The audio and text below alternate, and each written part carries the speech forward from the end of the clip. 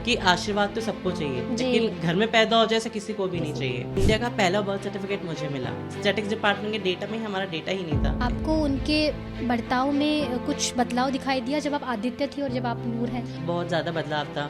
तब आदित्य उनके साथ फंक्शंस में भी जाया करता था, भी नूर को बुलाया नहीं जाता। जब मेरे काफ़ी इंटरव्यूज़ हुए तो उसमें लोग बाग बोलते थे कि ट्रांसजेंडर्स बहुत ज़्यादा अग्रेसिव होते हैं, ये बात आपको समझ में आती है, बट अग्रेसिव क्यों होते हैं ये बात किसी को समझ में नहीं आती है। किन्नरों के साथ में है कि उनको पार्टनर मिलता देखिए, है मुझे ऐसा लगता है कि ये सब बातें खाली सीरियल्स में और फिल्मों में ही अच्छी लगती हैं। हम जैसे लोगों से चिढ़ होती है, गुस्सा आता है? नहीं, मुझे आप जैसे लोगों से कोई चिढ़ नहीं है। आप जैसे लोगों से तो मैं हेल्प की उम्मीद रखती हूँ। जब आपका सर्जरी वाला फेज जब चला, आपने जब वो प्रोसेस किया, आप हॉस्पिटलाइज्ड हुई, आप रही वहाँ पर, उस टाइम पे आपके साथ कोई था? माँ, भाई?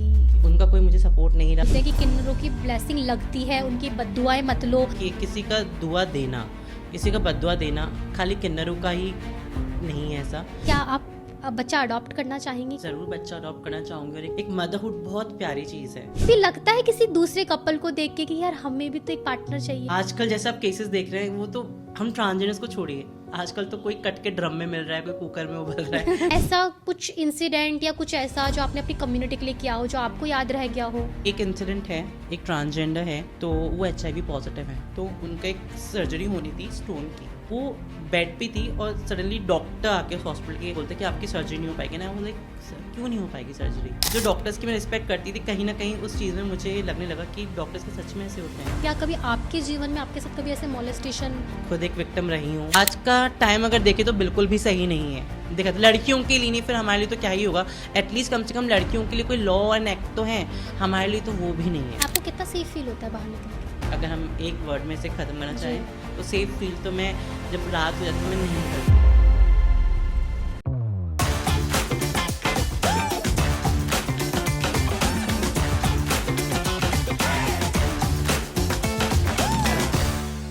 नमस्कार दोस्तों, और वेलकम है आपका एक और दिल को छू जाने वाले एपिसोड में, जरा हटके टॉक्स विद सपना मनोहर। आज का एपिसोड सिर्फ एक कन्वर्सेशन नहीं है, आज का एपिसोड एक रेवोल्यूशन है।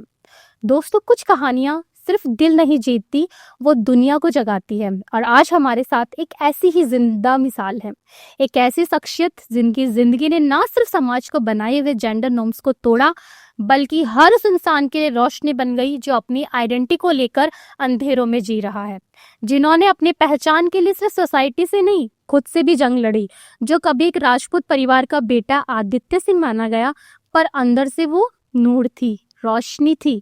एक इंटरसेक्स चाइल्ड होने का दर्द, एक लड़की होकर भी लड़के की जिंदगी जीने की मजबूरी, और फिर कॉलेज में होता है वो इंसानियत को शर्मिंदा कर देने वाला अत्याचार, मोलेस्टेशन। उसके बाद जिंदगी ने एक और मोड़ लिया। उदयपुर की गलियों में अपनी रोजी रोटी के लिए भीख मांगने वाली नूर आज राजस्थान पुलिस कमिश्नर के साथ स्टेट आइकन बनी। जिस समाज ने उनका साथ छोड़ा, उसी समाज के लिए प्रोजेक्ट स्माइल चलाया, जन आधार पोर्टल पर ट्रांस आइडेंटिटी का दर्जा दिलाया, राजस्थान यूनिवर्सिटी की पहली ट्रांसजेंडर स्टूडेंट बनी, और अब एक NGO चलाकर मेंटल हेल्थ और HIV अवेयरनेस पे काम कर रही है।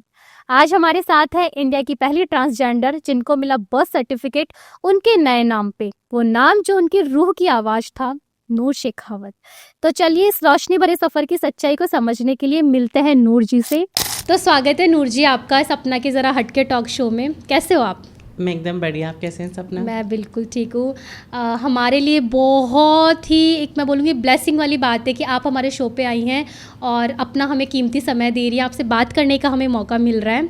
It's my honour. मैं आपसे नूर जी जानना चाहती हूँ कि आप जो ज़िंदगी जी रही हो या जी रहे थे, कितना आपको लगता था कि आप अपनी असली ज़िंदगी जी रहे हो, या लगता था कि नहीं कुछ तो रुकावट है या कुछ तो ऐसा है कि जो मैं नहीं हूँ वो मैं जी रही हूँ? अधूरापन सा कभी लाइफ में लगा?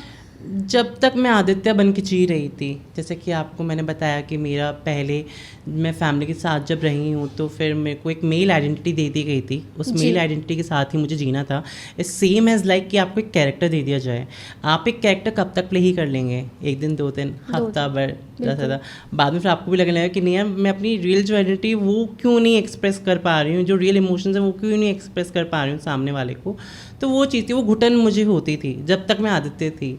ठीक है। बट जब मैंने ट्रांसफॉर्मेशन की तरफ में गई, अपने ट्रांजिशन की तरफ में गई, SRS जिसे हम कहते हैं, सेक्सुअल रीअसाइनमेंट सर्जरी जिसे हम कहते हैं, वो उस प्रोसेस के थ्रू जब मैं गई, उसमें जो प्रोसेस रहता है, पहले आपका साइकेट्रिस्ट के थ्रू काउंसलिंग सेशंस रहते हैं, फिर एंडोक्रोलॉजिस्ट के थ्रू आपके हार्मोनल थेरेपी रहती है, फिर सर्जन्स के थ्रू आपकी टॉप एंड बॉटम सर्जरी होती है। तो after a while when my transition has completed, तब मुझे लगने लगा कि हाँ, अब ये मेरी रियल आइडेंटिटी है और मैं इसके साथ जी पा रही हूँ और ये मुझे कोई कैरेक्टर प्ले करने को नहीं दिया जा रहा है।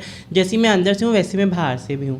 तो तब कहीं जाके मुझे अच्छा लगने लगा था। बाकी उससे पहले तो अगर कह सकते हैं वो घुटन भरी ज़िंदगी थी, जो कि हर एक आप कह सकते हैं, मैं हर एक LGBTQ कम्युनिटी को, जो कम्युनिटी के लोग हैं, उनको इस चीज़ से मैं रिलेट कर पाती हूँ। मैं आपसे थोड़ा सा जानना चाहूँगी आपकी पिछली ज़िंदगी के बारे में।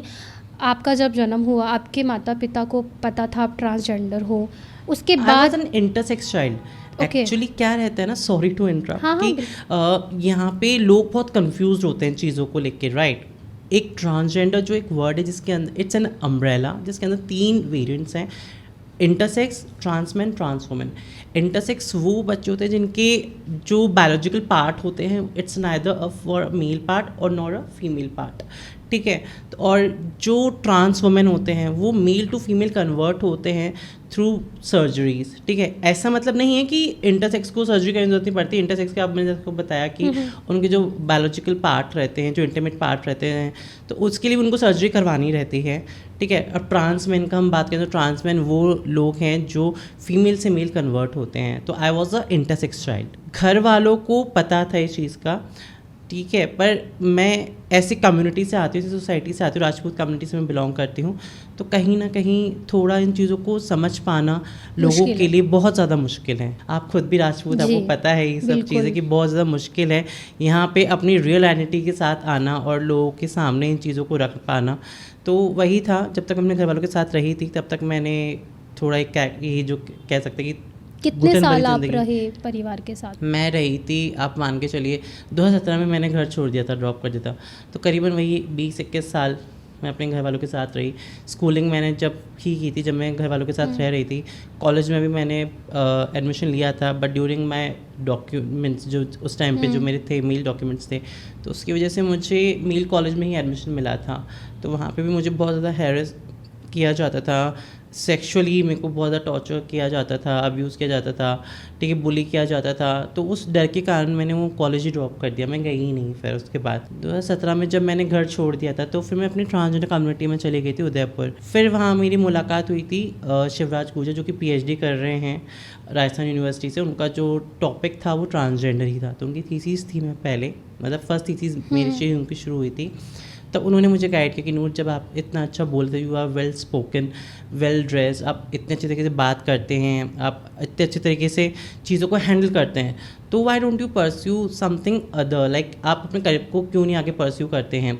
तो फिर मैंने उनको बोला कि मैं करने को तो कर लूँ, बट लाइक मेरे डॉक्यूमेंट्स, जैसा कि मैंने आपको बताया कि मेल थे, और उसके अलावा मैंने कहा कि मैं बॉयज़ कॉलेज में नहीं जा सकती, या तो मैं गर्ल्स कॉलेज में एडमिशन लेती या मैं कोएड कॉलेज में ही एडमिशन लेती है, और जो आइडेंटिटी मेरी है मैं उसी आइडेंटिटी के थ्रू ही एडमिशन लेना चाहती हूँ।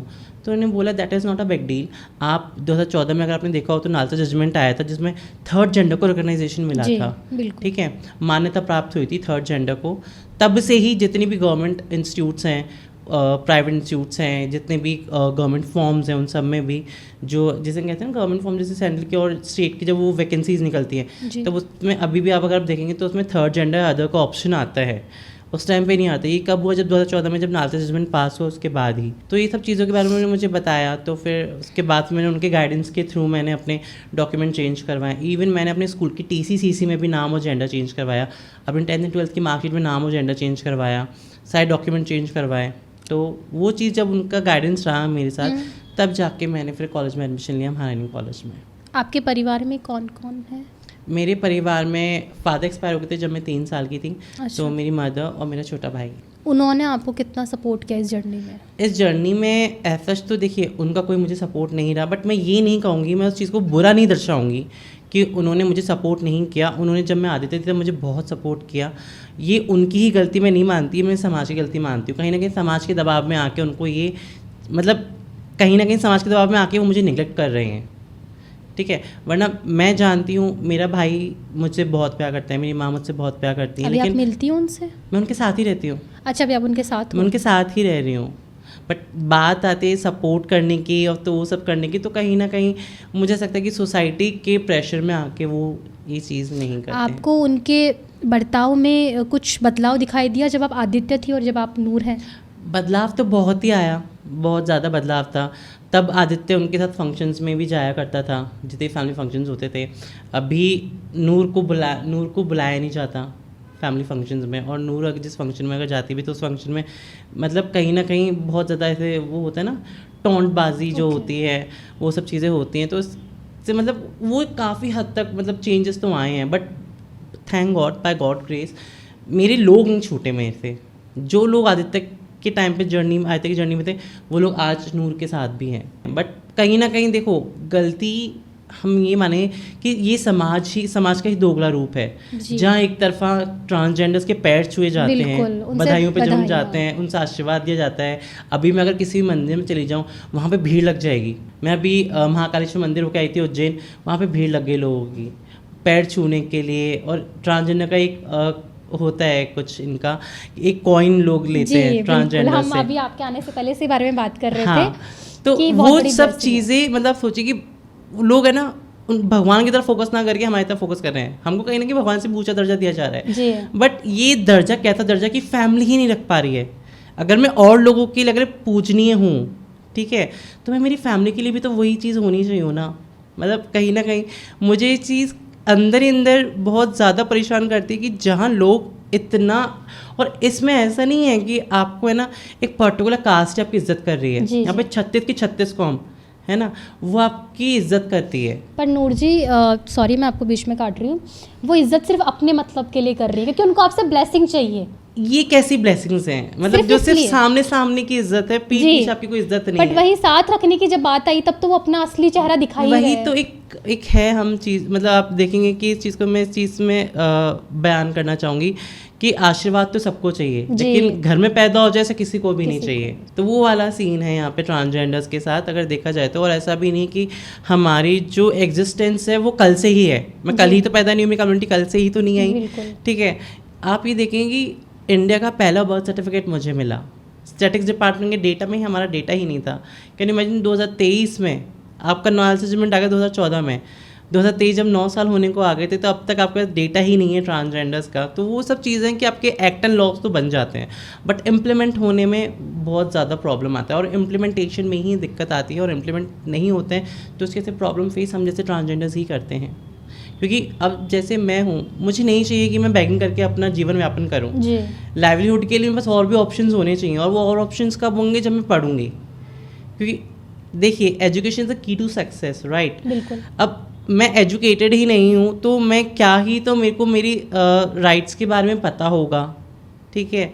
जो भी सरकार वेलफेयर स्कीम्स निकाल रही है, फॉर एग्जांपल स्कॉलरशिप की सरकार ने स्कीम तो निकाल दी स्कॉलरशिप की, बट आप ये देखिए यहाँ पे एडमिशन ही नहीं दिया जा रहा ट्रांसजेंडर को। इंडिया की पहली यूनिवर्सिटी राजस्थान ने ट्रांसजेंडर को एडमिशन दिया। आप खुद सोचिए, एडमिशन देते वक्त भी उनको ये लगता था, वो मेरे सामने एक ही ऑप्शन रखते थे, नूर आप फर्स्ट ईयर प्राइवेट कर लीजिए, सेकंड ईयर से आप रेगुलर हो जाएगा। एंड आई वाज लाइक इसके पीछे कोई वैलिड रीज़न है? तो उनका ये वैलिड रीज़न था कि आप फैमिली हो जाएंगे। एंड आई वाज लाइक कि फैमिलियर जितनी 8000 छात्राएँ यहाँ महारानी कॉलेज में पढ़ रही हैं, 26,000 छात्र छात्राएँ यूनिवर्सिटी में, क्या वो फैमिली बनाने आते हैं यहाँ पे? क्या वो फैमिली प्लान करते हैं यहाँ पे आके, या पढ़ते हैं? मैंने कहा मैम अगर मैं आऊँगी ही नहीं तो फिर मैं क्या ही फैमिलियाँ हो पाऊँगी यहाँ के बच्चों से, यहाँ के प्रोफेसर से। तो वो एक चीज़ थी उनके, मतलब देख लीजिए कि कहीं ना कहीं उनके दिमाग में एडमिशन तक नहीं दिया जा रहा था। तो जो आप खुद सोचिए कि जहाँ पे हमको पढ़ने से रोका जा रहा है। अभी थोड़े दिन पहले हमने भीमराव अम्बेडकर जयंती बनाई थी, वो इसलिए बनाई थी क्योंकि उन्होंने SC/ST लोगों को आगे लेकर आए थे, उनको भी हर एक राइट से उनको रूबरू करवाया था। पर आज जब हम भीमराव अम्बेडकर जयंती बना रहे हैं तो क्या हम समाज के उस वर्ग को देख पा रहे हैं? वो भी तो पिछड़ा वर्ग है, जो हमारा वर्ग है ट्रांसजेंडर, वो भी तो पिछड़ा वर्ग है। क्या हम उनको साथ लेके चल पा रहे हैं? कहाँ चल पा रहे हैं? नहीं चल पा रहे हैं।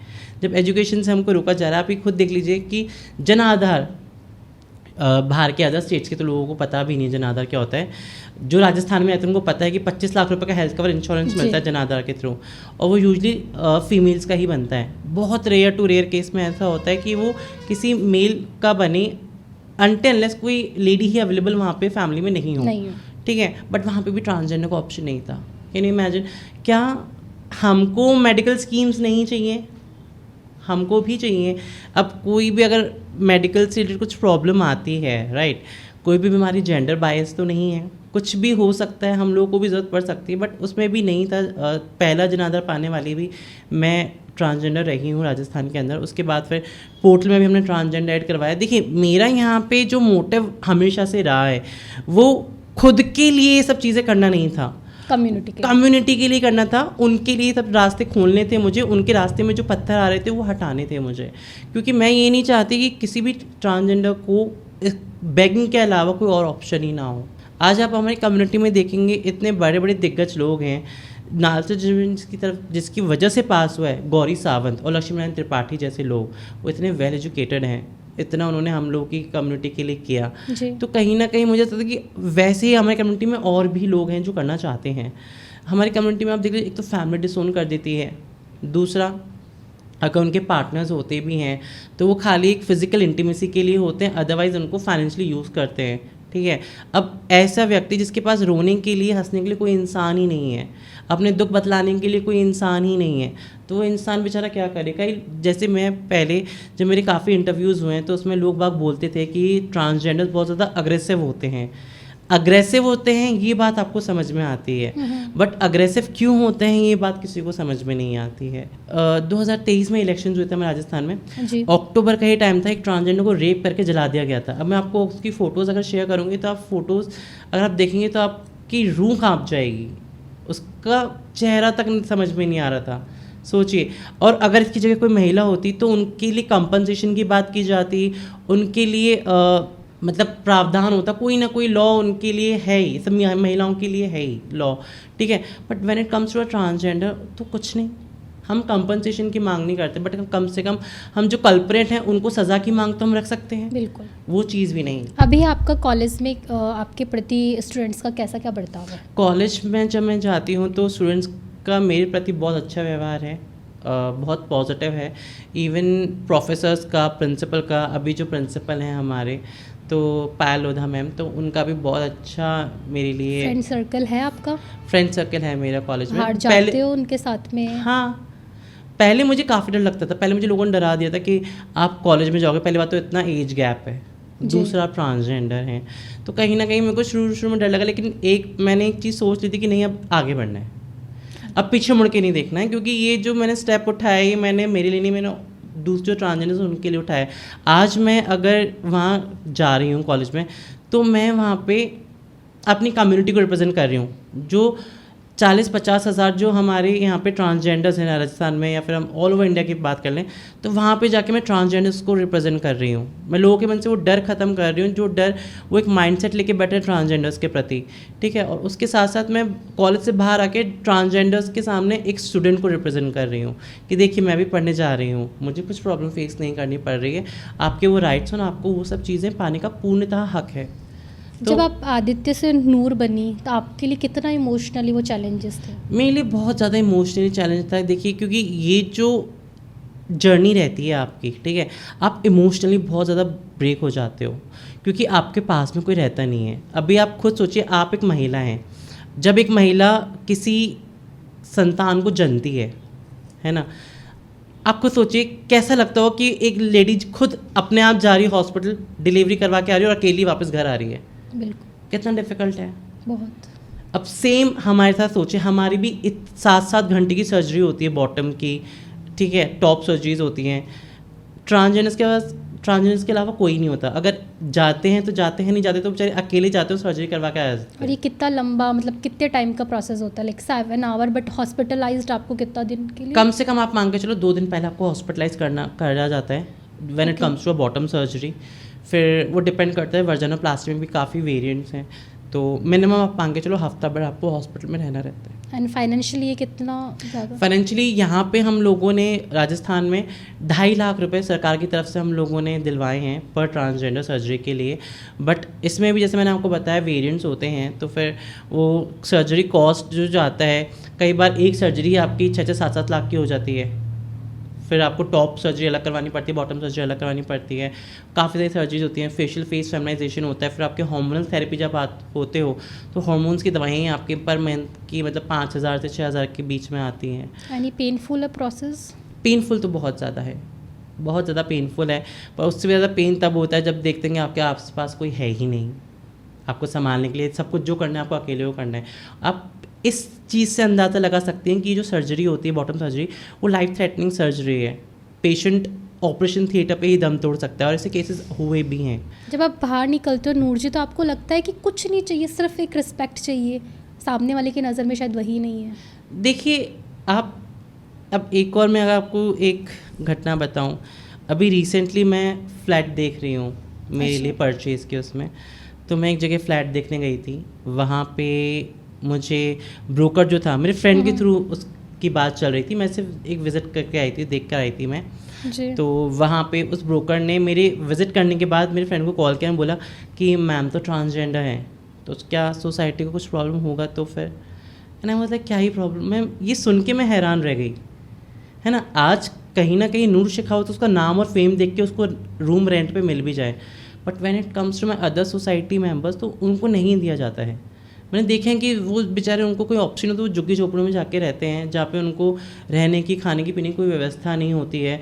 बरसात में उनकी छत टपकती है और इतनी गंदगी रहती है, सीवरेज के होल्स खुले रहते हैं, टूटी सड़कें रहती हैं। बट नूर जी, जैसे आपने अपनी लाइफ को चुना, स्टडी की तरफ आप गई, आप प्रोग्रेसिव सोच रही हैं, बट जहाँ तक अगर मैं समाज की बात करूँ या हमारी ही बात करूँ, हम जैसे देखते हैं तो ज़्यादातर हम अगर दिमाग में अगर ट्रांसजेंडर आया मतलब ब्लेसिंग दे रहे हैं, या फिर हम जैसे देखते हैं घर में बधाइयाँ देने आ रहे हैं, तो क्या वो लोग खुद ही इस लाइन की तरफ जा रहे हैं? वो खुद ही वो ज़िंदगी नहीं चुनना चाह रहे जो आप चुन रहे हो? देखिए, जब आपके पास ऑप्शन ही नहीं होगा तो इंसान करेगा क्या? क्या वो उनको ईजी वे लगता है? ऐसा नहीं है कि वो उनको ईजी लगता है। आज जब आपके सामने ऑप्शन ही नहीं है, आज अगर मेरे को, आपको क्या लगता है कि मैं यूनिवर्सिटी में एडमिशन लेने गई तो क्या मुझे एडमिशन नहीं दिया गया था? नहीं, मुझे एडमिशन नहीं दिया गया था। मेरे को, आप मानेंगे नहीं, एक वाक़या में इससे जुड़ा हुआ मैं आपके साथ शेयर करना चाहूँगी। यूनिवर्सिटी में जब मैं एडमिशन लेने गई तब इलेक्शन का टाइम चल रहा था। अब तो इलेक्शन रद्द कर दिए गए हैं। उस टाइम सब मेरे साथ में खड़े हो गए कि हमको तो जीजा को एडमिशन देना है। राजस्थान में जीजा ही कहते हैं बड़ी बहन को। हाँ, तो जीजा को हम एडमिशन दिलवाएंगे। अब इलेक्शन रद्द हुए तो मैंने देखा कि जीजा कहने वाले तो पीठ कोई भी नहीं था, कोई खड़ा ही नहीं था। इन्होंने जो राजस्थान यूनिवर्सिटी में जो वीसी थे उस टाइम पे राजीव जैन सर, और प्रिंसिपल थी महारानी कॉलेज में अल्पना कटेजा मैम, तब उन्होंने मुझे इतना मतलब दौड़ाया था, मतलब कभी यूनिवर्सिटी से महारानी कॉलेज, महारानी से यूनिवर्सिटी कॉलेज, पर मुझे एडमिशन के लिए नहीं कहा गया, मुझे एडमिशन नहीं दिया गया। अब मैंने उनसे पूछा कि मुझे एडमिशन कब तक मिलेगा? तब उन्होंने एक मीटिंग उन्होंने रखी थी प्रोफेसर्स के साथ।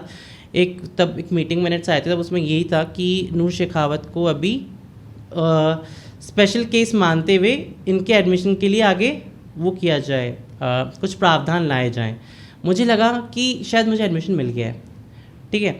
अब मैं वहाँ पे खाली भागदौड़ करती, पर मुझे एडमिशन नहीं मिला। अब एक दिन ऐसा आया कि मैंने वीसी के रूम में जाके ज़ोर ज़ोर से तालियां बजाना शुरू किया, जो कि एक ट्रांसजेंडर करती हैं।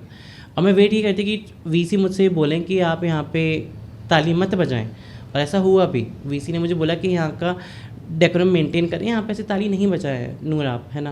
मैंने कहा सर, आपने मेरे दोनों हाथ खाली रख दी तो मैं ताली तो बजाऊंगी। एक हाथ में कलम, एक हाथ में किताब ही तो मांगी थी मैंने आपसे, अगर वो दे तो मैं कहाँ से ताली बजाती?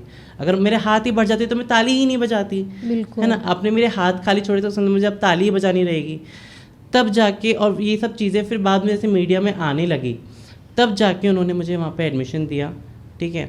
तब जाके उन्होंने ट्रांसजेंडर्स के लिए सीट रिज़र्व, अभी हमारी चल रही थी बात, तब सीट रिज़र्व की ट्रांसजेंडर्स के लिए। तो मैं एक चीज़ आपको बता रही हूँ, जहाँ एजुकेशन ही नहीं दी जा रही है तो वहाँ पे उनको क्या ही तो लाइवलीहुड के लिए ऑप्शन है, मुझे बताइए। आज आप देख लीजिए कितने कॉर्पोरेट सेक्टर्स हैं, ठीक है, छोड़ दीजिए गवर्नमेंट सेक्टर्स को, कॉर्पोरेट सेक्टर्स देख लीजिए, बड़ी बड़ी MNCs हैं, कहाँ पे कोई ट्रांसजेंडर को देखा आपने? बिल्कुल नहीं देखा, देखा होगा आपने। तो वो एक चीज़ है कि ऑप्शन ही जब नहीं दिया जाएगा तो उनका ऑप्शन तो वही रहेगा। तो नूर जी, जैसे कि मैं आपसे ब्लेसिंग की बात कर रही हूँ, मैं अपना खुद का एक्सपीरियंस आपको बताऊँ तो अगर मैं कहीं भी बाहर जा रही हूँ और मुझे अगर कोई भी ऐसे ट्रांसजेंडर दिख जाते हैं तो मेरा होता है कि मैं अपने पर्स में से कुछ भी उनको निकाल के बट देती हूँ। जैसे कि अभी मेरी बेटी हुई थी तब भी हमारे घर ट्रांसजेंडर आए थे। सो ये जो ब्लेसिंग वाला जो है, एक तो जेन्युइन होते हैं बट हम ये भी देखते हैं आजकल कि बहुत से लोग फेक होते हैं या ब्लेसिंग के नाम पे सिर्फ उनको पैसा लेना होता है। या फिर अगर हम ट्रांसजेंडर की भी बात करें तो आज के टाइम पे ब्लेसिंग से ज़्यादा वो लोग पैसों को लेके ज़िद पकड़ते हैं, ज़िद करते हैं। तो आपका इसके ऊपर क्या कहना है? देखिए, ऐसा ही सेम इंसिडेंट एक बार हुआ था जब मैं दिल्ली में एक हॉस्पिटल में गई थी डॉक्टर्स को सेंसिटाइज करने ट्रांसजेंडर्स के बारे में। तब एक हाथ उठा था और उन्होंने मुझसे क्वेश्चन रेज किया था। वो क्वेश्चन ये था कि नूर जी, हमारे यहाँ पे घरों पे ट्रांसजेंडर्स आते हैं, बहुत ज़्यादा पैसों की मांग करते हैं और नहीं देते तो ज़बरदस्ती करते हैं, जैसा भी आपने बोला, मिसबिहेव करते तो हैं। शायद आपको इसी के अंदर अपना आंसर मिल जाए कि मैंने उन सर से बोला कि सर, मैंने पहले ही बोला कि सर आपके लिए तालियां बजानी चाहिए, ठीक है, आपके ताली बजवाती हूँ मैं यहाँ पे, बहुत अच्छा आपने क्वेश्चन रेज़ किया है। शायद बहुत से लोग नहीं कर पा रहे होंगे लेकिन आपने हिम्मत जुटाई ये क्वेश्चन रेज़ करने की। फिर मैंने उनको ये चीज़ बोली कि काश ये हाथ ना उठा होता ये पूछने के लिए कि क्या मैं किसी ट्रांसजेंडर बच्चे को गोद ले सकता हूँ या उसकी पढ़ाई का खर्चा उठा सकता हूँ। अगर ये हाथ उस चीज़ के लिए रेज होता तो शायद हमको किसी भी ट्रांसजेंडर को ज़बरदस्ती करने की कोशिश नहीं कर, कोई पैसों की ज़बरदस्ती नहीं करना पड़ता, पैसों के लिए इतनी जद्दोजहद नहीं करनी पड़ती। क्योंकि आज क्या है ना, आज इंसान इज्जत से जीना चाहता है। जब हम लोगों से वो हक ही छीन लिया जाता है तो किसी इंसान के पास क्या ही बचेगा। आज अगर उसे अपने बुढ़ापे के लिए कुछ करना है, अगर अपना आगे घर चलाना है, क्योंकि अगर आप देखेंगे जहाँ पे ट्रांसजेंडर रहते हैं वहाँ पे कम से कम आप नाना करते हुए 20-30 लोग होते हैं ट्रांसजेंडर, उनमें कितने बुज़ुर्ग होते हैं, तो उनका जो खर्चा है, जब आपको हॉस्पिटल में जब स्कीम्स ही नहीं दे रहे हैं, जैसे मैंने आपको बताया जनाधार की, ठीक है, और भी काफ़ी चीज़ें हैं जो उनको मुहैया नहीं हो पा रही हैं सरकार के थ्रू, तो उनके पास ऑप्शन क्या है? तो आपका जो कहना आपका सही दिया, है फिर ये ज़बरदस्ती ठीक है? ज़बरदस्ती नहीं, इसे हम ज़बरदस्ती नहीं कहेंगे, इसे हम, आपने ऑप्शन ही नहीं छोड़ा ना, आप मेरा मतलब नहीं समझे। मैं आपको ये कहना चाह रही हूँ कि यहाँ पे आपने क्या उनको ऑप्शन दिया कुछ करने का? अभी आपने जैसे बताया कि आपने पहल करी कॉलेज में एडमिशन की, अब तो ये लीगल हो गया है, आपको लगता है अब कम होगा ब्लेसिंग देने वाला काम? क्यों नहीं हो रहा, कम हो रहा है। ये सब चीज़ अगर आप देखेंगे, मैंने मेरे एडमिशन लेने के बाद कम से कम नाना करते हुए 5-6 लोगों ने एडमिशन कराया। इवन एक ट्रांसजेंडर, टोंक की एक ट्रांसजेंडर है, उन्होंने अभी नेशनल खेला, आइस स्टॉक करके एक गेम है नाम से, उनमें वो नेशनल खेल कर आई हैं गुलमर्ग कश्मीर में जाके। तो कहीं ना कहीं चेंजेस तो आ ही रहे हैं ना, ऐसा तो नहीं चेंजेस नहीं आ रहे। क्यों? क्योंकि आप लोगों ने ही हमको मौका दिया अपने आप को प्रूव करने का, आगे बढ़ने का, तब जाके चेंजेस आ रहे हैं। क्योंकि आपने अभी, ये आपका ही क्वेश्चन नहीं है, ये बहुत से लोग क्वेश्चन है कि ट्रांसजेंडर, मैंने जैसा आपको शुरू में बोला कि अग्रेसिव आप कहते हैं, लोग कहते हैं अग्रेसिव है, तो ज़रा उनके पीछे की जो प्रताड़ना है उन्होंने झेली हैं, ठीक है, जो पीड़ा वो झेल रहे हैं, आप उस पीड़ा से होके गुजरिए। मैं अगर आपको बिना किसी चोट पहुंचाए आपकी भावनाओं को बोलना चाहूँगी, हम जैसे लोगों से चिढ़ होती है, गुस्सा आता है? नहीं, मुझे आप जैसे लोगों से कोई चिढ़ नहीं है। आप जैसे लोगों से तो मैं हेल्प की उम्मीद रखती हूँ। आप जैसे लोग ही हैं जो समाज में हम लोग को आगे बढ़ाना चाहेंगे। मेन स्ट्रीम में आने का मतलब यही तो है, आप लोगों के साथ कंधे से कंधा मिला के चलना। आप ये देखिए कि जेडीए में मैंने आवेदन दिया था डायरेक्टर सर को, जेडीसी सर को, कि जैसे आप जर्नलिस्ट कोटे में घर निकालते हैं 1%, आप आर्मी कोटे में निकालते हैं, आप विडो कोटे में भी निकालते हैं, वैसे ही आप ट्रांसजेंडर्स कोटे में भी निकालिए। आप जिस एरिया में रहती हैं, I am not sure, but आप जिस एरिया में रहते होंगे वहाँ पे आपने अपने एरिया में किसी ट्रांसजेंडर्स को रहते हुए देखा, रेंट पे रहते हुए देखा या घर लेते हुए देखा? नहीं। सोचिए, हमको रेंट पे भी घर नहीं दिया जाता। हाँ, अगर हम वास्तविकता ज़िंदगी की बात करें तो हम कभी नहीं देखते, और जब ऐसा कुछ होता है, होली, दिवाली, शादी, बच्चा होना, तो एकदम से ही हम उन्हें देखते हैं, तभी देखते हैं। उसके अलावा आपने देखा? नहीं। उसके अलावा आपने कभी झाँक के देखा कि इनको कितनी प्रॉब्लम फेस करनी पड़ रही है? सोचिए, मैं आपको बता रही हूँ ना कि यही एक ऐसा समाज है हमारा किन्नरों का कि यहाँ पे लोग बाग आशीर्वाद लेने बहुत जल्दी पहुँच जाते हैं, बट जब बात आती है कि उनकी सहायता करने की, उनकी मदद करने की, कोई भी नहीं खड़ा होता। आपने सुष्मिता सेन की मूवी देखी ताली? क्या कहना है आपका उस मूवी पे? बहुत अच्छी तरीके से उन्होंने किन्नर को दर्शाया गया, आप खुद देख लीजिए उस चीज़ को। तो उसमें एक सीन था हॉस्पिटल का, जहाँ वही वो जो सीन था मुझे याद है, मूवी मैंने बहुत टाइम पहले देखी थी, लेकिन जब वो किन्नर एक्सपायर हो जाते हैं तो उनको हॉस्पिटल के बेड पे भी नहीं लेटाया जा रहा, बेड पे भी लिटाया नहीं जाता। मैंने कहा ना, बहुत भयावह स्थिति है। लोग ये आशा करते हैं कि हम लोग इन सब चीज़ों से गुजर के भी आपकी तरफ मुस्कुराएं। यही बहुत बड़ी बात है। इतना समाज के द्वारा प्रताड़ित करने के बाद भी हम बाहें फैला के आपकी खुशियों में आते हैं। बट आपको कभी नहीं लगता है समाज कौन होता है, क्या है ये समाज? आप जैसे लोगों से, हम जैसे लोगों से ही बना है, यही समाज है। समाज किससे बना है? समाज कोई ऐसा तो नहीं है कोई पक्षियों का कोई झुंड है या जानवरों का झुंड है। किसने हक दिया कि आप लोगों को ये चुने कि आप इस कम्युनिटी में ही रहेंगे, आप हम जैसे नहीं हैं? देखिए, हक तो इनको किसी ने भी नहीं दिया। आप अगर बात करेंगे अगर समाज की ही, तो क्या महाभारत काल में जब अगर आपने पढ़ा होगा शिखंडी के बारे में, तो राजा द्रुपद इतनी बड़ी जो उनकी वो थी प्रजा थी, उनका राज ठाट था इतना बड़ा, उनकी बेटी वो जो थी राजकुमारी शिखंडी, ठीक है, वो भी किन्नर थी, पर उन्होंने तो अपना रखा, उन्होंने तो डिसोन नहीं किया। जिसमें तो राजा थे, वो तो कर सकते थे जी, बट उन्होंने नहीं किया। एक बार के लिए पांडवों को जरूर कर दिया गया था, लेकिन कम से कम उनको तो नहीं निकाला गया था। एक शो आता था कलर्स पे, आई थिंक शक्ति। मैंने वो शो पूरा देखा, मुझे बहुत ज़्यादा पसंद था। वहाँ पर आपने उस शो का कॉन्सेप्ट देखा था, वो जो किन्नर थी, जो उनकी मेन एक्ट्रेस थी रुबीना दिलीप, बचपन में वो अपने घर में इस तरीके से रही, उनको छुपा के रखा गया, उनकी आइडेंटिटी को उनके फैमिली को पता था। उसके बाद में एक लड़के को उनसे प्यार हुआ, उन्हें भी उससे प्यार हुआ और उनकी शादी हुई।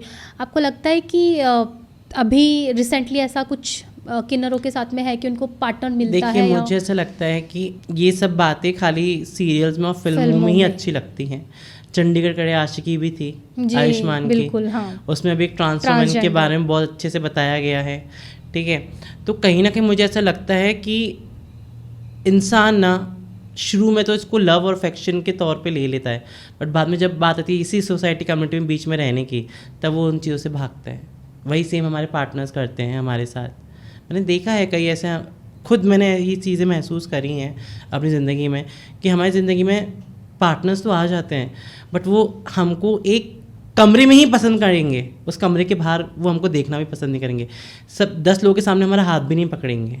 इस बारे में अगर कुछ बताना चाहें, आपकी लाइफ में कभी ऐसा कुछ हुआ है? मेरी लाइफ में भी ऐसा, मैं खुद एक विक्टिम रही हूँ इस चीज़ का, कि जहाँ पे मैं फिज़िकली मुझे यूज़ किया, मुझे फाइनेंशियली भी यूज़ किया, इवन मेरे को इमोशनली बहुत ज़्यादा, जब ये सब चीज़ें नहीं थी जब मेरी लाइफ में, तो मैं बहुत ज़्यादा ब्रेक हो गई थी, मैं डिप्रेशन एंजाइटी में चली गई थी पर एक था ना कि मुझे ये था कि अब लाइफ में ना आगे बढ़ना है, मुझे अपने करियर पे कंसंट्रेट करना है, मुझे ऐसा इंसान बनना है कि मेरे पीछे दुनिया भागे, ना कि मैं दुनिया के पीछे भागूं, ठीक है। और मुझे मेरी कम्युनिटी के लिए सबसे बड़ी बात थी कि मुझे अपनी कम्युनिटी के लिए काम करना है। जहाँ हमको इस नज़र से देखा जा रहा है, वहाँ मैं चाहती थी कि उनके लिए भी कुछ एक अच्छा मैं कुछ करके जाऊँ। जब आपका सर्जरी वाला फेज़ जब चला, आपने जब वो प्रोसेस किया, आप हॉस्पिटलाइज्ड हुई, आप रही वहाँ पर, उस टाइम पे आपके साथ कोई था, माँ, भाई? उस टाइम पे मेरा फ्रेंड मेरे साथ में था। तो उस टाइम पे आपको लगा हाँ कोई साथ है या अकेलापन? नहीं, उस टाइम उसकी वजह से मुझे अकेलापन फील नहीं हुआ, उसने मुझे वो ऐसा फील होने भी नहीं दिया, टू बी वेरी ऑनेस्ट। उस टाइम मुझे लगा कि हाँ, कि चलो कम से कम इस दुनिया में मेरे लिए कोई एक इंसान तो है जो मेरे ऐसे टाइम पे मेरे साथ खड़ा है। आपका क्या एक्सपीरियंस रहा इस सर्जरी के ऊपर? बहुत ज़्यादा ही डिफ़िकल्ट फेज़ रहा है मेरा, बहुत ज़्यादा, क्योंकि एक तो प्लस फाइनेंशियली आपको इश्यूज़ आते हैं सर्जरी के टाइम पे, दूसरा जो प्रोसीजर रहता है खाली सर्जरी तक ही सीमित नहीं रहता है, वो प्री एंड पोस्ट प्रिकॉशंस दोनों ही रहते हैं। तो काफ़ी हद तक प्रॉब्लम फेस करनी पड़ी मुझे, फाइनेंशियल क्राइसिस भी थे, बट ठीक है, कैसे भी करके मैनेज किया मैंने। अभी आपको लगता है कि आपकी ज़िंदगी बिल्कुल सही ट्रैक पे जा रही है? अभी मुझे ऐसा लगता है कि मेरी ज़िंदगी बिल्कुल सही ट्रैक पे है, इमोशनली, फाइनेंशियली, हर चीज़ से मुझे लगता है टचवुड बाय गॉड ग्रेस कि मैं अभी ठीक हूँ, क्योंकि मैं ये देख पा रही हूँ कि मेरे पास जब कॉल्स आते हैं, नूर हमको हमारे डॉक्यूमेंट्स पे काम करना है, नूर हमको आगे स्टडी फर्दर कंटिन्यू करनी है, नूर मुझे भी स्पोर्ट्स ज्वाइन करना है, नूर मुझे एक अपना, मैं एक एंटरप्रेन्योर बनना चाहती हूँ, तो जब आप ये सब बातें सुनते हैं ना, तब आपको लगता है कि हाँ अब चेंज आया है। कभी आपके साथ ऐसा हुआ कि आप रास्ते में निकली हो और कोई आपसे ब्लेसिंग लेने आ गया, ब्लेसिंग देने आया हो, कोई भी किन्नर? काफ़ी बार ऐसा हुआ है कि जब मैं जाती हूँ ट्रांसजेंडर्स के पास में जाती हूँ, उनकी हेल्प करने जाती हूँ, तो वो बहुत खुश होते हैं। जो मेरे बुज़ुर्ग किन्नर हैं वो कई बार तो मुझे गले ला के रोते भी हैं कि आज तक हमको पहचान नहीं मिली, सही मायने में अब हमें पहचान मिल रही है, और जब तुझे हम बढ़ता आगे देखते हैं तो हमें बहुत खुशी होती है। आज शायद मेरे घर वाले मेरी इस प्रोग्रेस पे घमंड और प्राउड महसूस नहीं करें, है ना।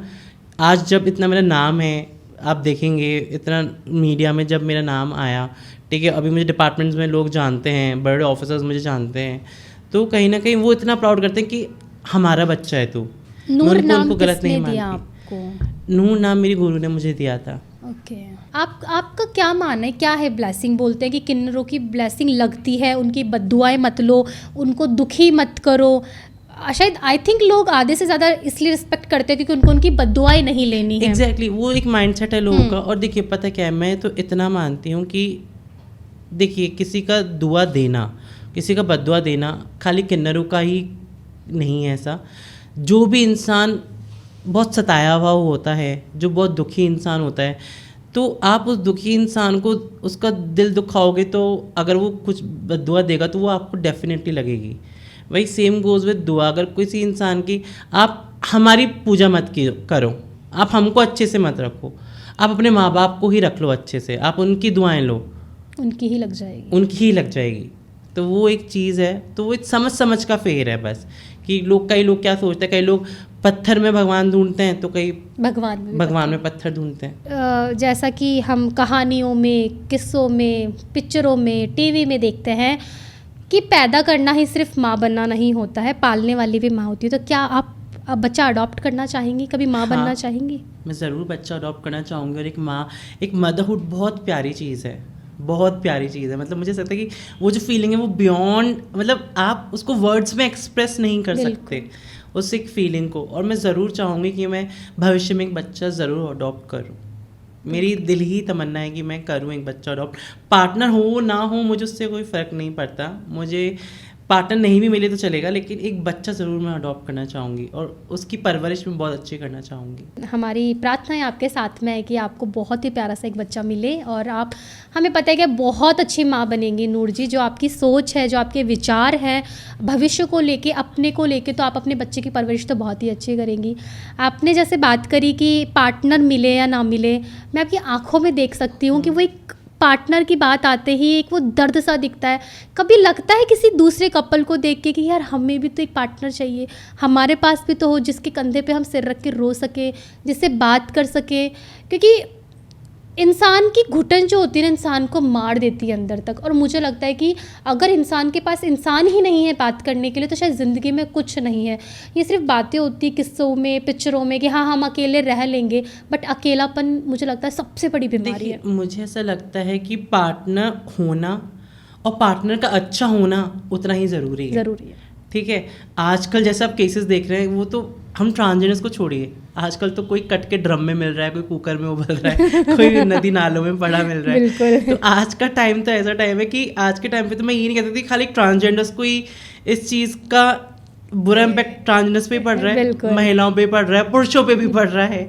ठीक है, तो आज का टाइम ऐसा टाइम है कि पार्टनर होना इतना मुश्किल नहीं है, इतना मुश्किल नहीं है आज के टाइम में, बट पार्टनर, अच्छा पार्टनर होना वो बहुत मुश्किल है, वो बहुत मुश्किल है। लॉयल तो मैं बाद में चाहूँगी, सबसे पहले मैं चाहूँगी मेरी रिस्पेक्ट करे, मुझे 10 लोगों के सामने एक्सेप्ट करे, वो मेरे लिए अच्छा है। देखिए पता है क्या, इस एक चीज़ को मैं उस चीज़ में कहना चाहूँगी, सड़ा गला खाने से अच्छा है भूखा रह ले। बिल्कुल, है ना, क्योंकि एक मतलब होता है ना कि आप एक गलत, अगर आप रिलेशनशिप में हो तो आप आगे कभी नहीं बढ़ पाओगे। पार्टनर वो होना चाहिए जो आपको आगे बढ़ाए, मेरा ये मानना है, और आपकी रिस्पेक्ट करे। अगर कोई पार्टनर आपकी रिस्पेक्ट करता है तो वो दैट इज़ बट ऑब्वियस कि वो आपके लिए लॉयल ही होगा। कोई आपकी रिस्पेक्ट करे, कोई आपकी फीलिंग्स की रिस्पेक्ट कर रहा है, वो आपके लिए लॉयल ही है।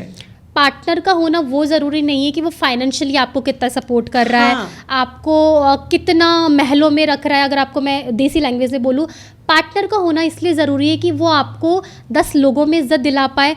पार्टनर का होना इसलिए ज़रूरी है कि वो आपके सपनों को सपने समझे, ये नहीं कि वो आपके सपने हैं तो चलो छोड़ो आप करो। पार्टनर का होना इसलिए भी ज़रूरी है कि वो आपकी भावनाओं को समझे।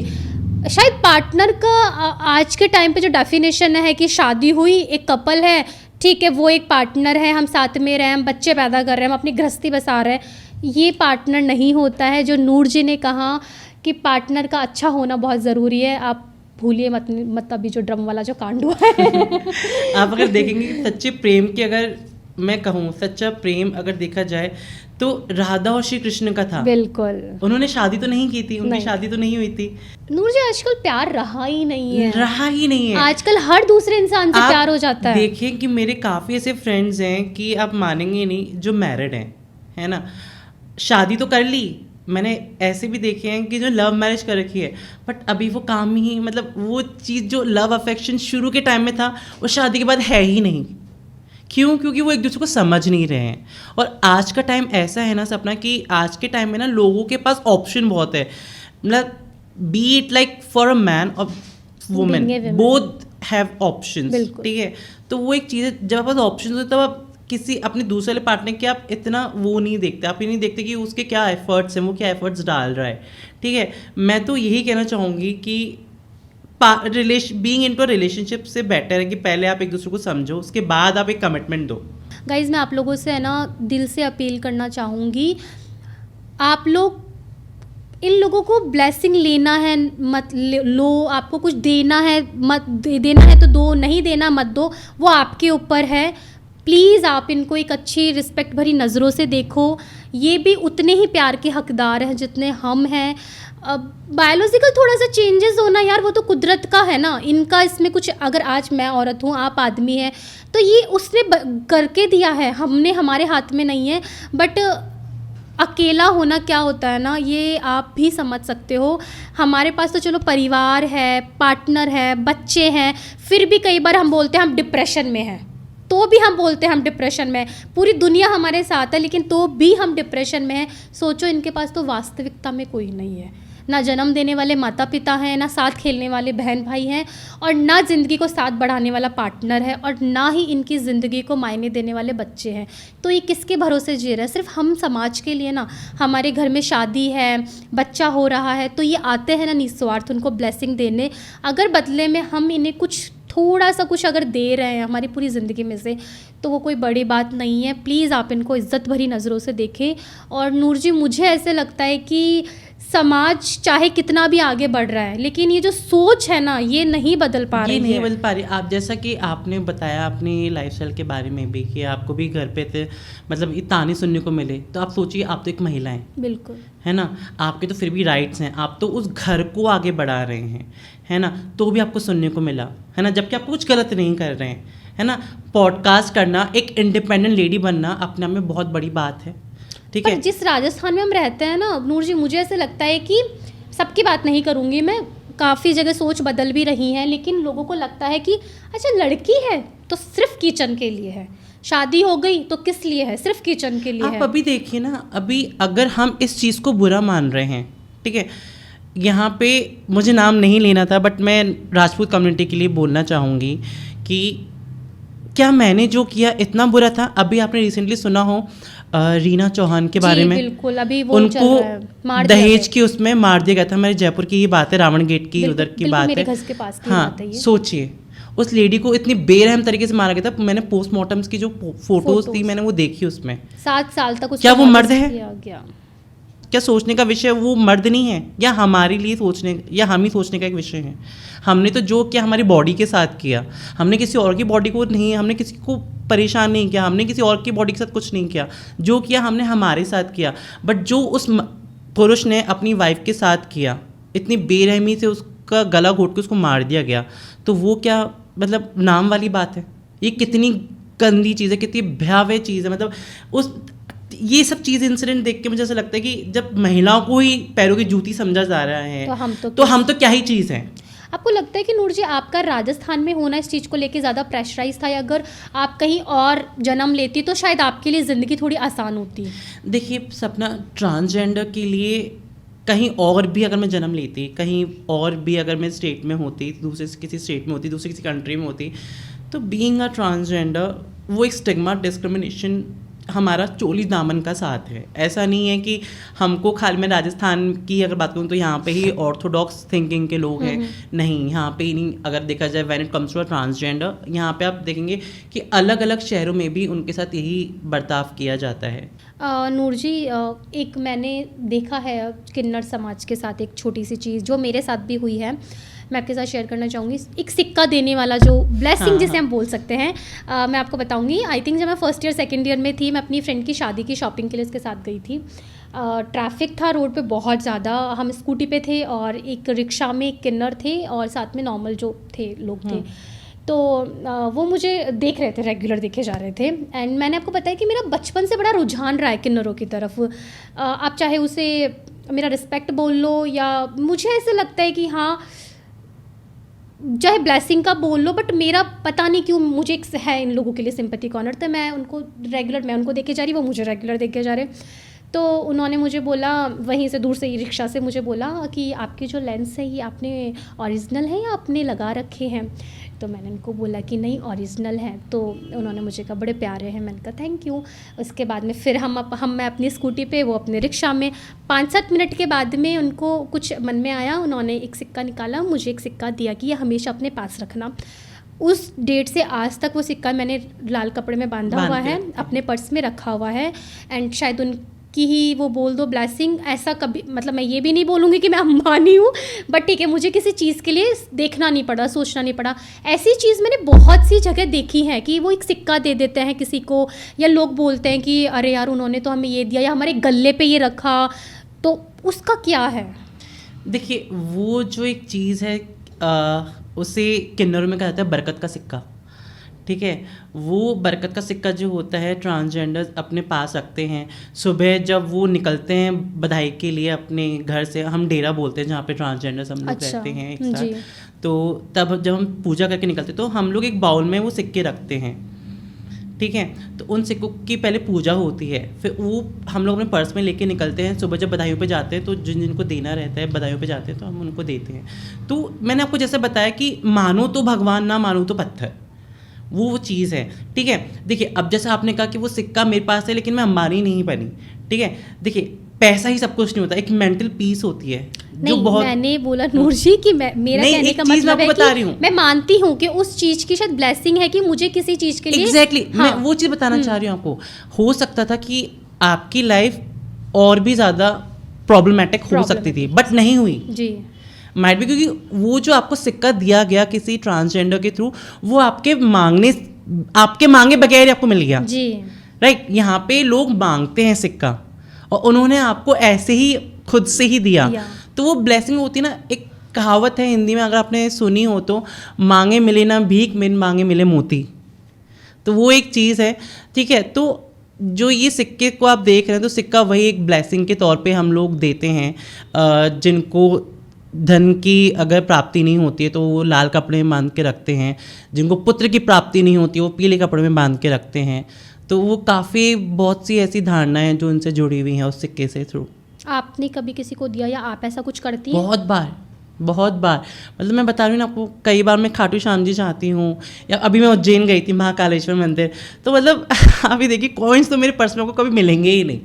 ठीक है, तो इस पॉडकास्ट के बाद में एक मुझे भी चाहिए ना। आपकी है ना उदयपुर की जर्नी कैसी रही? आपने बताया कि आप उदयपुर भी रही हैं, आपकी गुरु माँ, वहाँ का आपका जो फेस था वो कैसा रहा? कितना इमोशनली डाउन, या बोल सकते हैं फिजिकली भी, जैसे अभी मैं आपको देख पा रही हूँ, आपका एक लाइफस्टाइल है बहुत अच्छा, आपका वो टाइम कैसा रहा? उदयपुर जब मैं गई थी तो मेरे लिए ऐसा था जैसा एक लड़की अच्छे से, मतलब एक अच्छे कहते हैं ना कि लाड़ प्यार में पली हुई लड़की जब वो अपने ससुराल जाती है, ससुराल भी आपको गांव वाला मिल जाए, गांव ढाणी वाला मिल जाता है, तो आप ये सोचते हैं कि कहाँ आ गई।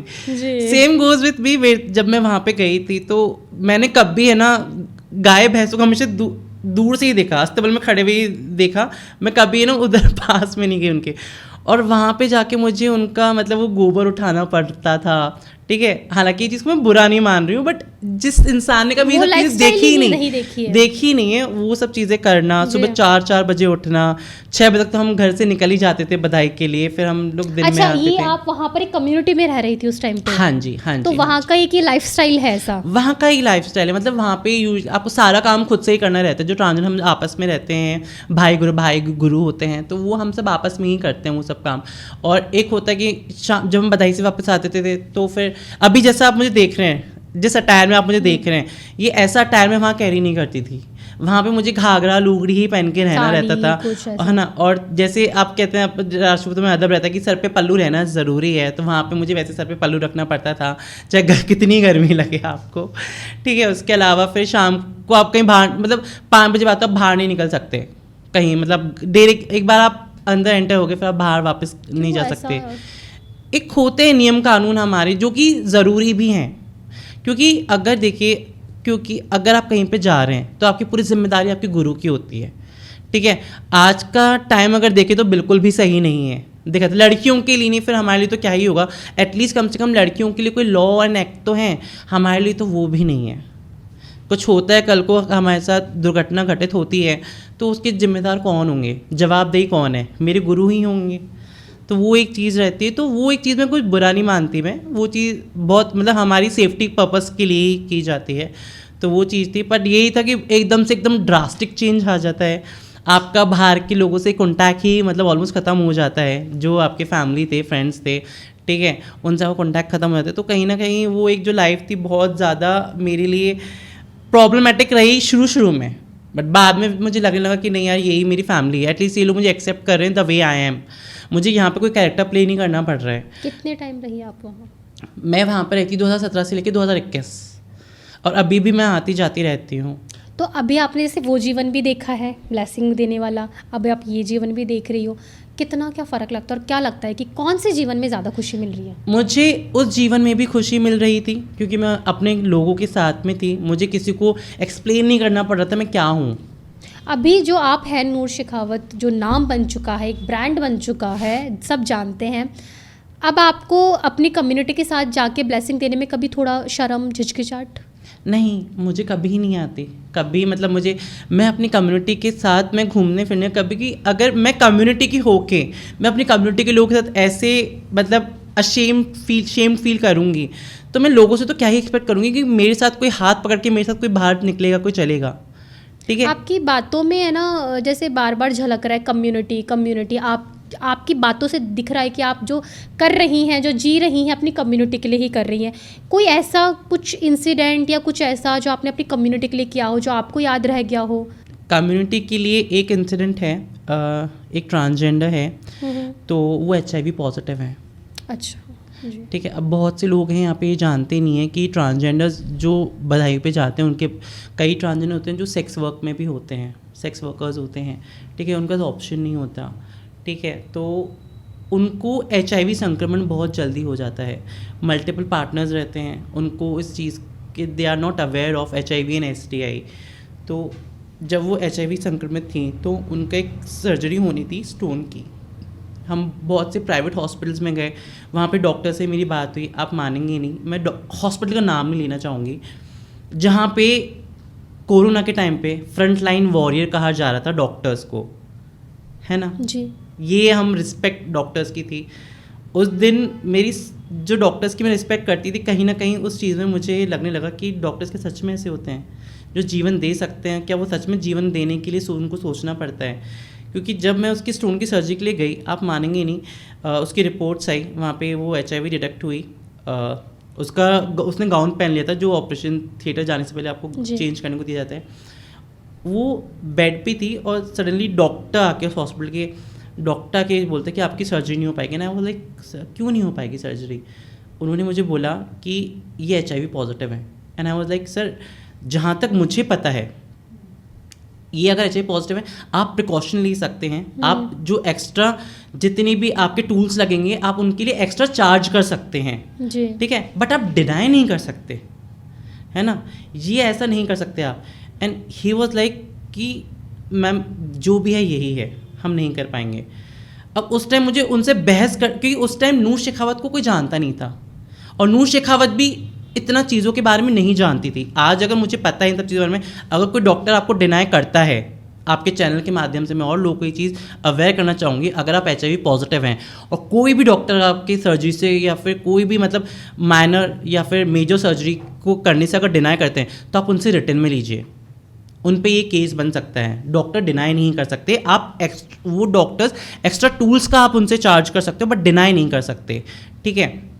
ये बहुत से लोगों को पता नहीं है। अब आप ये सोचिए, अगर या मेरे पास इतना ही टाइम था, या तो मैं डॉक्टर से बहस कर लेती, नहीं तो फिर मुझे ये था कि मुझे डॉक्टर्स ने पहले ही, जब मैंने उनको एडमिट करवाया तब मुझे डॉक्टर्स ने पहले कहा था कि इनको अर्जेंट बेसिस पे इनको एडमिट करना रहेगा, नहीं तो उनका लाइफ थ्रेटनिंग हो सकता है ये चीज़। तो या तो मैं उनसे बहस ही करती या मैं दूसरी जगह जाके हॉस्पिटल ढूंढती। तो मैं दूसरे डॉक्टर्स के पास भी गई, जैसे मैं उनको बताती सर ये HIV पॉजिटिव हैं, वहाँ डॉक्टर्स मना कर देते, डिनाई कर देते थे, उनको हाथ भी लगाने देते। थक हार के मुझे उनको SMS ले जाना पड़ा। SMS में लेके गई तो SMS में उनकी सर्जरी तो हुई बट इतना ज़्यादा डिफ़िकल्टी उनको फेस करनी पड़ी जो पेशेंट थे उनको। आप मानेंगे जैसे वो OT से बाहर है, उनकी पूरी बैक पे ब्लड ही ब्लड था, ठीक है। वो ब्लड तक साफ नहीं किया था डॉक्टर्स ने, ठीक है। मैंने वो जब वो OT से बाहर है, जैसे वो एनेस्थीसिया से बाहर है, तब मैंने वो ब्लड साफ़ करना चाहा स्पॉन्ज लेके, और मतलब जो लिक्विड रहता है और डिटॉल वगैरह उससे साफ करें। तो वो मुझे आके कह रहे हैं कि मैम ये HIV पॉजिटिव है, आप ही क्यों कर रहे हैं? And I was like HIV positive है तो यहाँ पे अभी डॉक्टर्स सेंसिटाइज नहीं, जबकि ये चीज़ हमको पता है कि साथ में उठने बैठने और खाने से HIV संक्रमित नहीं होता है, और जो HIV का वायरस होता है वो हवा के कांटेक्ट में आते ही गायब हो जाता है, मतलब वो नहीं होता है आपको। अगर हम कहें कि ब्लड से ब्लड अगर कांटेक्ट में आता है तो आपको HIV हो सकता है, बट अगर वो HIV पेशेंट अगर उसके ब्लड को जो निकले हुए अगर काफ़ी टाइम हो चुका है तो वो HIV के जो वायरस है वो अब हवा में ही वो कांटेक्ट खत्म हो चुका है उनका, वो नहीं कुछ संक्रमित हो सकता है आगे, वो जो नेक्स्ट जो भी उसके साथ में वो नहीं संक्रमित हो सकते। तो ये चीज़ें लोगों को पता ही नहीं है, डॉक्टर्स को ही नहीं पता, अपनी मेडिकल टीम को ही नहीं पता है ये सब चीज़ें। तो कहीं ना कहीं मतलब उस चीज़ के लिए या तो देखिए, क्योंकि HIV जो पेशेंट्स होते हैं ना उनको ART पे रखा जाता है, जो उनकी मेडिसिन होती हैं उनको लाइफ लॉन्ग लेनी पड़ती है। जैसे मुझे थायराइड है तो मुझे रोज़ सुबह खाली पेट थायराइड की मुझे गोली लेनी पड़ती है। BP के पेशेंट्स के साथ भी सेम ही चीज़ है, डायबिटीज़ के पेशेंट का भी चीज़ है, और HIV पेशेंट्स के साथ भी यही चीज़ होती है कि उनको लाइफ लॉन्ग एक मेडिकेशन पे रखा जाता है। अगर आपको मेडिकेशन अगर आपको ऐसा ही करना है तो मुझे लगता है कि उनको ART नहीं देनी चाहिए, उनको फिर जहर की गोलियाँ दे देनी चाहिए। आपने जैसे अभी जो किस्सा बताया, तो क्या कभी आपके जीवन में आपके साथ कभी ऐसे मोलेस्टेशन कॉलेज में, स्कूल में या घर में कभी कुछ ऐसा हुआ है? क्योंकि हम लड़कियों की बात करते हैं, आज के समाज में तो लड़के ही सेफ नहीं है, तो कभी ऐसा कोई किस्सा आपके साथ? बात अगर आप करेंगे मोलेस्टेशन की तो फिर मैं यहाँ पे वही वाली बात है कि मैं नाम नहीं लेना चाहूँगी, बट मेरे साथ भी ऐसा केस हुआ है, फैमिली में भी केस हुआ है मेरे साथ ऐसा कि जब मैं आई वॉज अराउंड 12, जब मैं 12 साल की थी तब मुझे मोलेस्टेशन के दौरान गुजरना पड़ा था। मेरे फैमिली मेम्बर ही थे वो। तो उस टाइम पे ये था कि एटलीस्ट कम से कम लड़कियों के पास ये चीज़ है कि लड़कियां ना अपनी मदर से शेयर कर सकती हैं कुछ, अगर उनको ऐसा कुछ प्रॉब्लम होता है तो। हमारे साथ अगर ये ऐसा कुछ होता है, अगर हम शेयर करते हैं तो हमको ये कह दिया जाता है कि एक लड़के की तरह रहो, तुम्हें क्या ज़रूरत है ऐसे लटक मटक झटके मार के चलने की, उस खुद में ही मतलब दूसरे बच्चे में ही कमियाँ निकालने लगते हैं, जबकि बच्चों को पता ही नहीं कि उसकी गलती क्या है। तो वो एक चीज़ है। हमारे साथ तो ये सब चीज़ें मतलब कहते हैं ना कि बहुत कॉमन है। मेरे साथ मोलेस्टेशन ना केवल घर में हुआ, इवन आप देखेंगे कि कॉलेज में भी मेरे को ये चीज़ फेस करना पड़ता है। जब मैंने आपको बताया कि आदित्य नाम से जब मेरे को एडमिशन मिला था कॉलेज में, तो वहाँ पे मेरे साथ ऐसा प्रॉब्लम हुआ था। आपने उस चीज़ के खिलाफ कोई स्टेप लिया? मैंने उस चीज़ के खिलाफ नहीं एक्शन लिया, इसलिए भी क्योंकि कहीं ना कहीं मुझे ऐसा लगता था कि अगर मैं किसी को बताऊंगी, जैसे स्कूल में मेरे साथ ऐसा हुआ था, ठीक है, मैंने अपनी मदर को डिस्कस किया था, तो मेरी मम्मा ने ये चीज़ बोली थी कि ये चीज़ तुम्हारी ही गलती है कहीं ना कहीं, ठीक है। मम्मी को इनफैक्ट मैंने मेरी टीचर को भी ये चीज़ बताई थी कि मुझे ऐसे ये लोग बुली करते हैं। मैं जब वॉशरूम जाती हूँ तो बाहर से कोई कुंडी लगा देते हैं, कोई गेट लॉक कर देते हैं, ठीक है, वहाँ पे लड़के उनको बुली करते हैं। तो वो लोग भी ये चीज़ बोलते थे कि नहीं बेटा गलती तुम्हारी है, कि तुमको ऐसे मतलब लड़कियों के साथ आप क्यों उठते बैठते हो, आपकी लड़कियाँ ही फ्रेंड क्यों हैं, मतलब यू कांट इवन इमेजिन आपके टीचर्स ऐसे बातें कर रहे हैं। तो मुझे ऐसा लगता है कि जब टीचर्स ही सेंसिटाइज नहीं हैं इन चीज़ों को लेके, तो फिर हम क्या ही एक्सपेक्ट करेंगे, बच्चे कैसे सेंसिटाइज होंगे। तो वो एक चीज़ है, तो उस चीज़ का मुझे काफ़ी, तभी मैंने आप देखिए कि मैंने कॉलेज ही ड्रॉप आउट कर दिया था उस एक डर के कारण। मैं कॉलेज ही जाना मुझे नहीं अच्छा लगता था, मैंने इस वजह से अपनी जो मेरी जो फर्दर स्टडीज़ थी मैंने वहीं रोक दी थी। तो अभी आपने गर्ल्स कॉलेज में सीट अभी मैंने गर्ल्स कॉलेज में एडमिशन लिया, महारानी कॉलेज में। आपको कितना सेफ फील होता है बाहर निकल के? देखिए, जिस तरह एक महिला सेफ फील नहीं करती है एक पर्टिकुलर टाइम पीरियड के बाद, अगर आप देखेंगे, अगर हम लोग किसी रात के 9 बजे हम किसी ऐसी गली से गुजरते हैं कि जहाँ पर कोई भी नहीं है ना, कोई भी गाड़ी नहीं आ रही जा रही, कोई इंसान भी नहीं, तो कहीं ना कहीं हमको डर लगता है कि भाई ये गली जल्दी से निकल जाए, पास हो जाए और हम मेन रोड पे आ जाए, एटलीस्ट कम से कम हमको वहाँ पे कोई कुछ भी होता है तो हम आसपास लोग हैं। तो वही जो डर आप लोगों के मन में होता है वही सेम डर हमारे को भी होता है। हमको भी लगता है कि भाई मतलब देर रात को घर से बाहर ना निकलना ज़्यादा अच्छा है कि लाइक, पर क्या ही कर सकते हैं, क्योंकि मैं जिस फील्ड से बिलोंग करती हूँ, I am a social activist. कई बार ऐसा होता है कि मुझे आधी रात को 2 बजे 3 बजे भी ट्रैवल करना रहता है, किसी को कुछ क्राइसिस होते हैं तो कहीं ना कहीं मुझे सेफ फील तो मैं कहीं से कहीं तक भी नहीं करती। अगर हम एक वर्ड में से ख़त्म करना चाहें तो सेफ फील तो मैं जब रात हो जाती है तो मैं नहीं करती। नूर जी, अगर 16 साल की कोई भी ट्रांसजेंडर या एलजीबीटी की कम्युनिटी का कोई भी मेंबर अगर हमारा ये एपिसोड सुन रहा है, देख रहा है, तो आप क्या उसको संदेश देना चाहेंगे? क्या आप अपने वर्ड्स उनको बताना चाहेंगे? मैं यही कहना चाहूँगी, सबसे पहले अपने करियर पे काम करें, ठीक है। कहीं पे भी अपने आप को डिप्रेस्ड फील ना करें, कहीं पे भी अपने आप को अकेलापन फील ना करें, क्योंकि आजकल सोशल मीडिया के माध्यम से आपको अपने आप देखेंगे काफ़ी ऐसे लोग हैं कि अभी रिसेंटली एक केस आया था कि सोशल मीडिया पे एक LGBTQ कम्युनिटी का बंदा था जो वीडियोस बनाता था, उसको इतना ट्रोल किया गया सोशल मीडिया पे कि उसने सुसाइड ही कर लिया, है ना। तो मुझे ऐसा लगता है कि लोग तो देखो बुली करेंगे, जो चीज़ सबसे अलग लगती है लोग उसको मतलब बुली करना स्टार्ट कर ही देते हैं, फिर वो चाहे कोई भी हो, उसको हम जेंडर से या फिर सेक्सुअलिटी से नहीं जोड़ सकते, नहीं कर सकते, किसी को नहीं छोड़ते, नहीं छोड़ते वो लोग।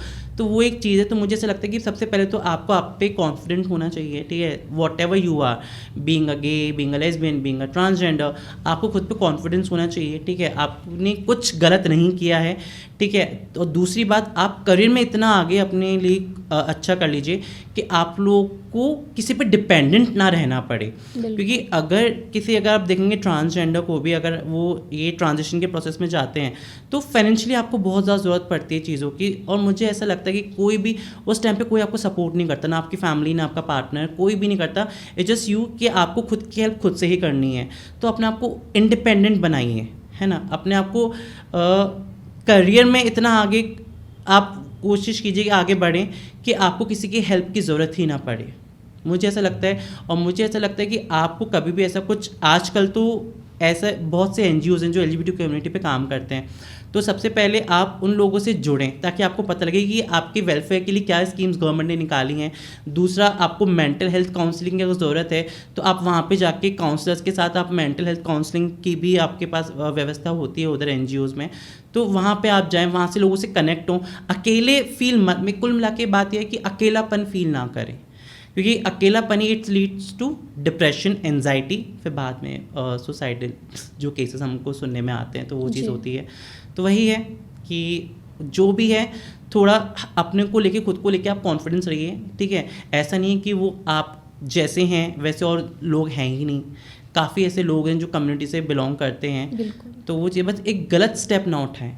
नूर जी, दिल तो नहीं चाह रहा है कि इस बातचीत के सिलसिले को हम बंद करें, लेकिन थोड़ी समय भी अवधि भी रहती है उसी वजह से, लेकिन हमें बहुत अच्छा लगा आप यहाँ आए, आपने ऐसी बातें हमें बताई, एक नज़रिया हमारा बदला है ट्रांसजेंडर को लेके या इस कम्युनिटी को लेके, जो जैसे मुझे भी एक रहता था हमेशा थोड़ा डर सा, झिझक सी रहती थी बात करने में। जैसे आप जब आई थी थोड़ा सा मैं नर्वस फील कर रही थी कि मैं क्या बात करूं, लेकिन जब मैंने आपसे बात करी ऐसे लगा हम ही तो हैं, क्या अलग है, कुछ अलग नहीं है, हम में ही तो कोई एक इंसान बैठा है, जैसे हमारे दोस्त हैं, जैसे हमारे घर हैं।